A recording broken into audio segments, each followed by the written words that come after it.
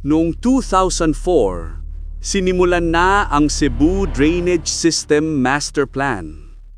May pondo, may plano, at may pangakong tatapos sa problema ng baha.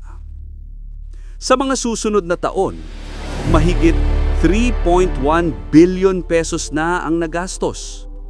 575 million sa Lahog River, 700 million sa Guadalupe, 614 million sa Kinalumsan, at higit 1.2 billion pesos sa Bulacau River.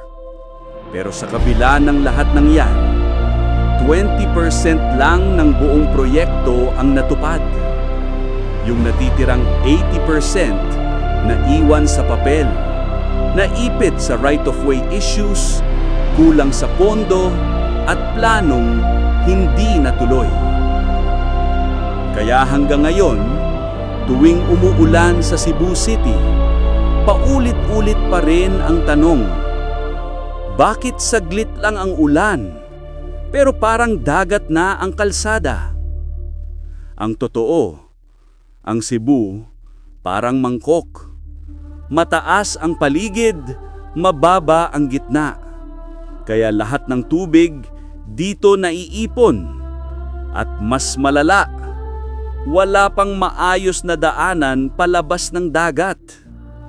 Kahit anong linis ng kanal ng DPWH, kahit ilang ulit silang magdiklog, babalik at babalik pa rin ang tubig sa gitna dahil wala naman talagang tatagusan.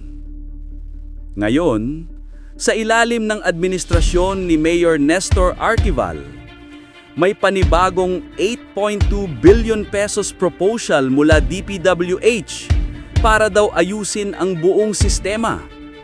Pero gaya ng dati, hanggang ngayon, plano pa rin.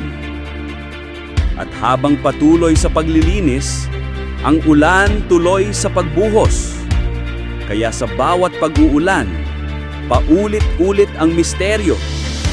Hanggang kailan magiging planong walang outlet ang lungsod na nilulunod ng sarili nitong tubig?